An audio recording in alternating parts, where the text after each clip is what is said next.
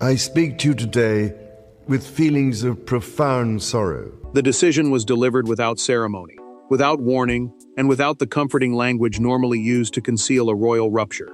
King Charles had authorized the removal of Camilla's son, Tom Parker Bowles, from the late Queen's private Windsor holiday estate.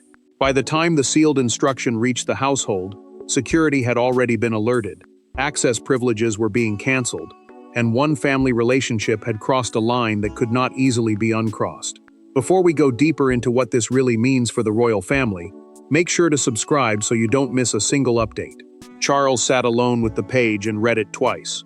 The Windsor holiday estate was a secluded royal residence, used by Queen Elizabeth II for weekends, retreats, and gatherings protected from ceremony. That distinction mattered because the monarch had guarded the property as a sanctuary, preserving its rooms and boundaries after duty ended. Tom had entered that world only through Camilla. His access was personal, not hereditary, meaning it came from trust rather than birthright, and could be withdrawn when that trust was broken. Charles understood the consequence as he lowered his pen. The household order ended Tom's right to enter, stay at, or use the estate, required his belongings to be collected under supervision, and removed his name from the approved private guest register, the controlled list of people permitted inside. The king's hand paused above the signature line. He knew the order would not simply punish Tom. It would wound Camilla and expose a fracture inside his home. Still, he signed. The pen touched paper. The monarch set it down, and the decision became irreversible. Camilla received the document while preparing for a private engagement. She dismissed her aide, closed the door, and read the page in silence. The queen consort felt the blow. Her son had been excluded, but the deeper wound was that Charles had acted before speaking to her. She read his signature again, searching for hesitation, and found none. A senior household officer then delivered another shock in a documented briefing. The order demanded an inventory of every object Tom had brought into or removed from the estate. Security was told to act before sunset. A guard opened the revised access register, drew a line through Tom's name, and closed it with finality. Camilla's disbelief hardened into anger, but another message stopped her. Charles had not acted over a minor disagreement.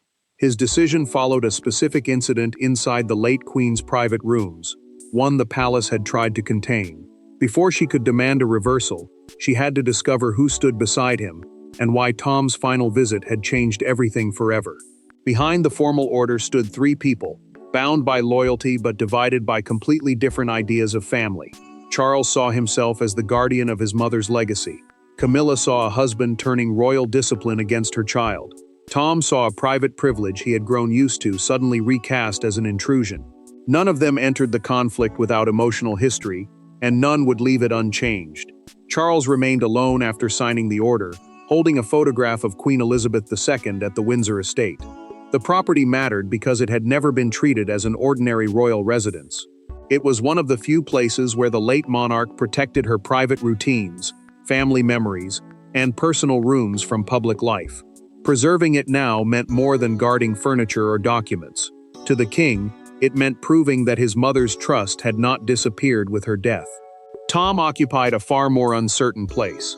He was the queen consort's son, but he held no royal title, constitutional duty, or automatic right to enter protected residences. A constitutional duty is an official responsibility connected to the work of the crown, and he had none. Camilla had welcomed him as family, while the household had accepted him as a guest. That difference had always been there, even when no one wanted to say it aloud. Camilla called him before confronting Charles. Tom answered with anger, insisting he had been treated like a trespasser after years of being welcomed. He complained that staff had watched him, challenged him, and acted as though he had no place there. But when she asked what had happened during his final stay, the confidence vanished. His silence stretched too long. Tom finally called it a misunderstanding over a room. He claimed the household had overreacted, yet he avoided one crucial truth. He had already been warned once about entering the late Queen's restricted quarters. Camilla heard the weakness in his explanation, but her anger still turned toward Charles.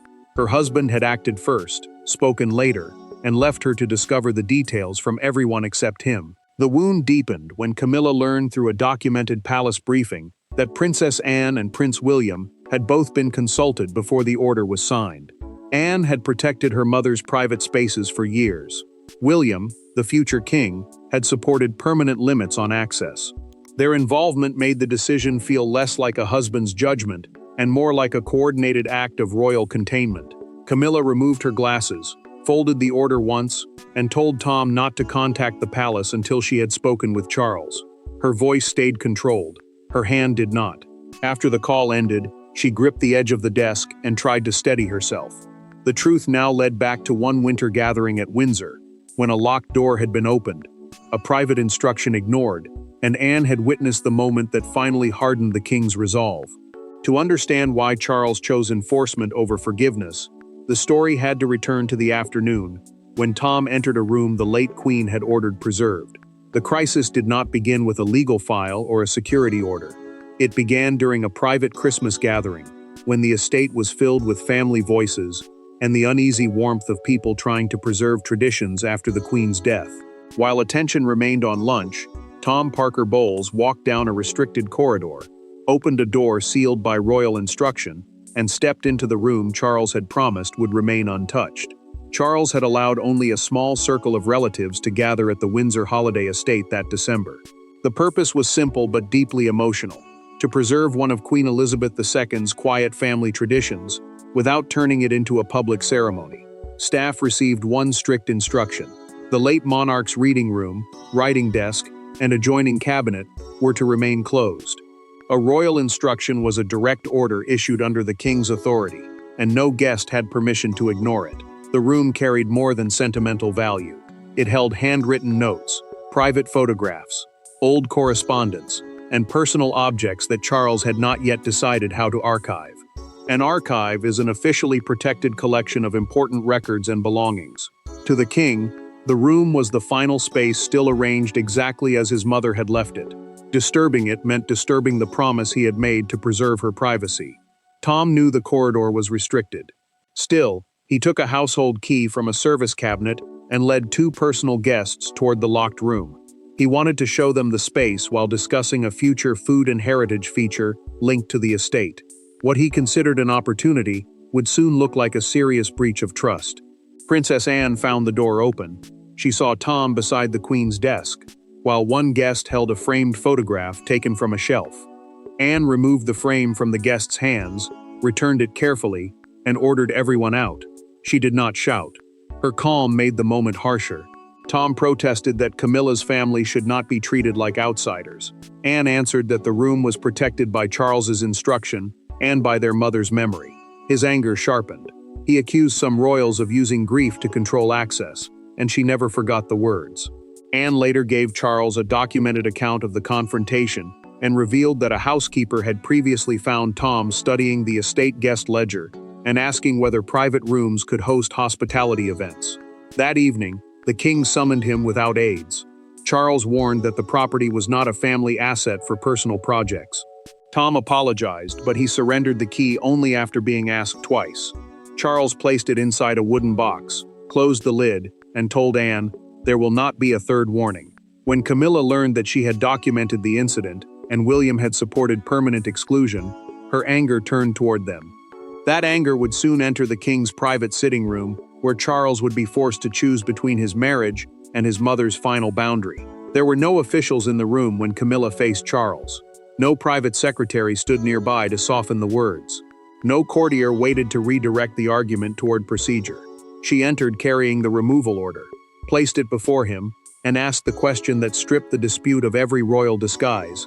Had he punished Tom for what happened, or because her son would never truly be accepted? Camilla demanded the meeting after learning that Tom's access card was already canceled. Charles agreed to see her, but he refused to suspend the order. The access card was the security pass required to enter restricted royal property, and its cancellation meant the decision was active. The king had the incident file beside him, containing Anne's account, the earlier warning, and the instruction to inventory Tom's belongings. Camilla did not begin with evidence. She began with pain. "He is my son," she said, accusing the household of treating his mistake as though he had stolen from the crown. Charles answered that being her son was exactly why Tom had been trusted. That trust, he said, could not be broken and excused as ignorance. The argument sharpened. She insisted that a private warning should have ended the matter.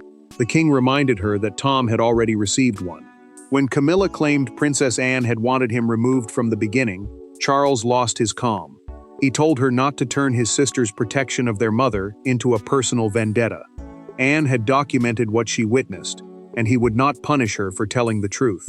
Camilla pushed the order across the table and demanded that Charles tear it up. He did not touch it. Instead, the monarch placed his palm over the document and said the signature would remain because the late Queen's private rooms could not become bargaining pieces inside their marriage. Charles then revealed what she had not been told. A draft proposal for Tom's heritage feature included photographs from inside the estate. No material had been published, but the plan showed that the restricted room could have been used commercially. Temporary limits were no longer enough. Camilla asked who had found the proposal. Charles admitted that Prince William obtained a copy through a household contact. The future king's involvement made her feel watched and judged by the family she had spent years trying to join. Her anger finally cracked. Camilla told Charles she had absorbed years of criticism to stand beside him. Yet he had made her powerless inside her own marriage. He looked shaken but refused to retreat. The door closed behind her. Before the silence settled, Charles summoned William and Anne separately. The removal order was only the beginning, and together they were about to turn a family quarrel into a permanent royal boundary. Camilla believed the order came from a single signature, but its power rested on three people. Charles carried the authority. Anne carried the memory of what she had witnessed. William carried the future consequences. Together, they faced a question larger than Tom Parker Bowles: whether access to royal property could depend on private relationships, or whether the monarchy had to draw a line even when that line cut through the king's marriage. Charles held the immediate power to control private household access, but he knew this decision reached beyond one family dispute. Private household access meant permission to enter royal residences used for personal rather than public duties, and any new rule could shape how those properties were managed for years. The king needed Anne because she had defended Queen Elizabeth II's personal instructions with absolute loyalty. He needed William because the future king would one day inherit responsibility for many of the same residences. William entered his father's study, expecting resistance, and found him sitting before an unsigned wider residence policy. The prince saw exhaustion rather than certainty. Charles had already defended the removal, but expanding it into a permanent rule would make the conflict larger and harder to contain. William chose his words carefully. This cannot remain about Tom alone. Charles feared the policy would look like an attack on Camilla's family. He knew the queen consort would see every new restriction as proof that her relatives were still viewed as outsiders. William answered that avoiding clear rules, because she might feel wounded, would expose every future monarch to private pressure. The prince insisted that trust had to be protected by standards, not by personal mood. Anne spoke with less caution. She told Charles that the family had spent too long confusing kindness with entitlement. The princess reminded him that Tom had crossed a boundary, ignored a warning, and treated the late queen's private space as an opportunity. Yet when she saw how heavily the decision rested on her brother, Anne softened. Protecting their mother's rooms, she admitted, might cost him peace inside his own marriage. William then revealed through a documented household briefing that Tom's heritage proposal had traveled further than Camilla knew. A draft had reached an outside production consultant, proving the idea was moving toward reality. Charles understood the danger immediately. The king authorized a new rule. Relatives of royal spouses would no longer receive automatic private residence privileges. Every visit would require individual approval, fixed time limits, and no connection to commercial work. Charles then removed Tom's name from the handwritten guest list for the next Windsor weekend. He paused over the empty space, folded the page, and handed it to his secretary. Before the policy could settle, Tom arrived to collect his belongings under supervision. The palace had spoken through files and signatures. Now the decision would become real, through packed boxes, watchful guards, and one final refusal that would expose the full depth of his anger. The removal became irreversible when Tom returned to Windsor. He did not arrive as Camilla's son, or as a familiar guest expected for lunch. He arrived under appointment, accompanied by a household officer, with permission to enter only long enough to collect what remained. The same gates that had once opened at his approach now required verification, and the delay before the barrier lifted told him exactly how far he had fallen. Tom received a 2-hour collection window. The household officer explained that he could remove clothing, books, and personal belongings from his former guest room, but he could not enter the late Queen's corridor or take anything missing from the approved inventory. That inventory was the official list prepared after Charles's order, designed both to protect the estate and to prevent later claims that his possessions had been mishandled. The humiliation struck immediately. Tom found 2 packing boxes waiting outside the room and accused the officer of staging the moment to make him feel like an intruder. He demanded to speak with Charles, but the answer came without warmth. The king would not receive him during the removal. The monarch had made the decision, and he would not allow the collection to become another negotiation. Camilla called while her son packed. She told him she was still challenging the wider residence policy, but exhaustion weakened every word. Tom heard what she could not admit. She had failed to change Charles's mind. His anger shifted toward the monarchy she had chosen to join, and toward the family he now believed had never truly wanted him there. Tom lifted a framed photograph of himself with Camilla and held it for several seconds. Then he placed it face down inside a box. The gesture revealed the deeper wound. He was no longer grieving only for the estate. He was grieving because his mother, now the queen consort, had been unable to protect him from the man beside her. The tension sharpened when a staff member discovered a sealed folder among his belongings. Inside were early notes for the heritage feature, including a proposal naming the late Queen's reading room as a possible centerpiece. The document proved the plan had gone far beyond casual conversation. Tom refused to surrender it. The household officer reminded him that the folder contained descriptions created through restricted access, and therefore could not leave without review. After a long silence, he dropped it onto the table and said Charles had made an enemy where he once had family. Tom reached the front entrance and turned back as the door closed behind him. A guard deactivated his temporary badge, sealed it inside an envelope, and carried it away without speaking. That evening, Camilla asked him to meet privately away from the palace. He left Windsor blaming the king, but the story he had concealed would soon force his mother to decide whether loyalty meant defending him or finally telling him the truth. The turning point did not occur in a royal chamber. It happened across a small table, with no aides, no security officers, and no official documents between them. Camilla met Tom as a mother rather than a queen. She arrived ready to promise that she would continue challenging Charles. But before she could make that promise, her son admitted that the late Queen's room had never been entered by accident. Camilla chose a private family residence away from Windsor and asked him to come alone. She wanted a conversation untouched by palace procedure, meaning the formal rules and officials that usually controlled royal disputes.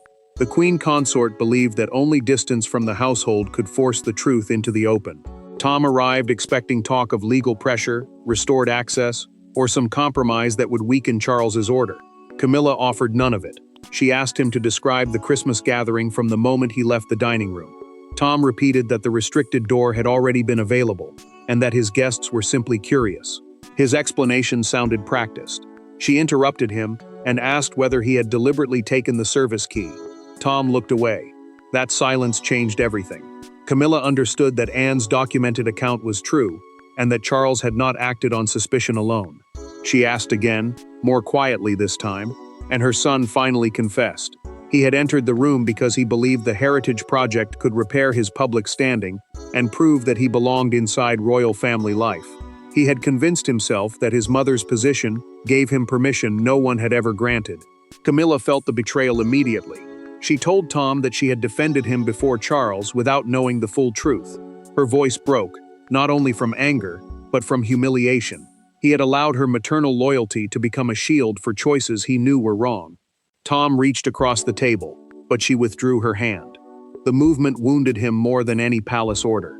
After a long silence, Camilla said the words he had not expected. "You were not removed because you are my son. You were removed because you forgot it was never yours." The queen consort made her decision. She would not ask Charles to restore the estate access. However, she insisted that the king should eventually speak to Tom directly, not as a trespasser or a policy problem, but as a family member who had to accept responsibility. Tom's anger collapsed into shame. He admitted that resentment over his uncertain royal position had become a false sense of entitlement. He agreed to surrender every remaining project document and send Charles a private written apology. Their private shift reached the king just as the exclusion became public. Camilla had stopped fighting the decision. But beyond the family, Windsor's closed gates were about to become a symbol of privilege, inheritance, and the late Queen's legacy. By morning, the private punishment had become a national spectacle. The story was no longer confined to a king, a wife, and her son. It belonged to newspaper editors, broadcasters, royal commentators, and the crowd gathering beyond Windsor's barriers. One photograph dominated every discussion: Tom standing beside packed boxes as an officer closed the estate door behind him. In that single image, privilege appeared to meet its limit. The palace issued a restrained statement confirming that access arrangements at a private Windsor residence had been revised. A palace statement is an official message released to explain the royal household's position without exposing every private detail. It did not mention the late Queen's reading room or Tom's proposed project, but the silence only increased public curiosity. The careful words could not contain the emotional force of what had happened.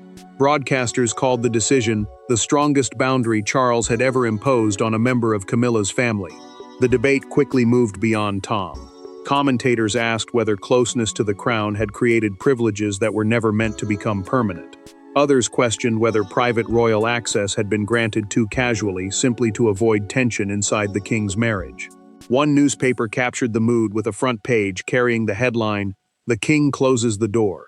Beneath it, Tom appeared beside a vehicle filled with boxes, while the Windsor entrance remained shut behind him.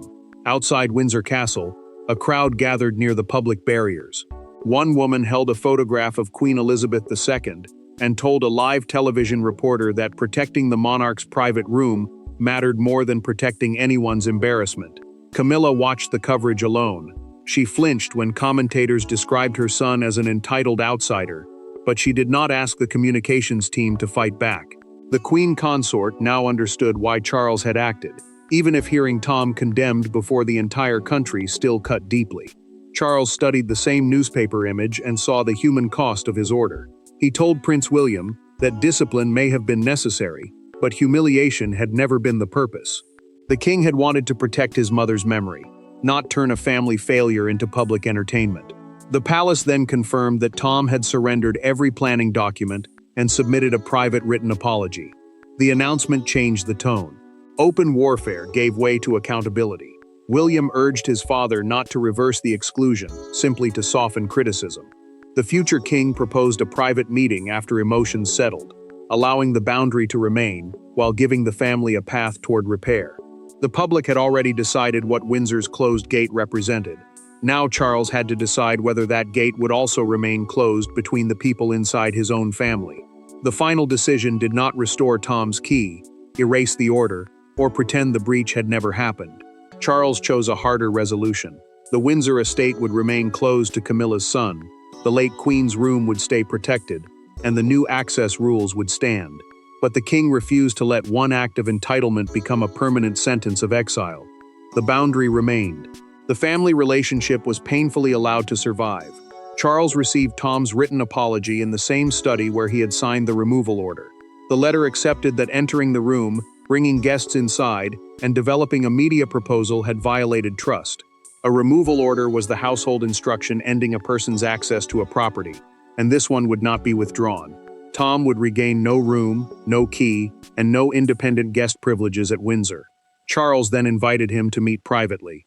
When Tom arrived, the king did not offer his hand. He asked one question first. Did he truly understand why the estate could never be treated as an extension of Camilla's family life? Tom answered without anger. He admitted that he had confused access with belonging, and belonging with ownership. He apologized directly, and Charles accepted the words. Yet the monarch made the limit clear. Forgiveness could repair a relationship, but it could not restore a privilege that had been misused. The tension broke when Charles extended his hand. Tom took it.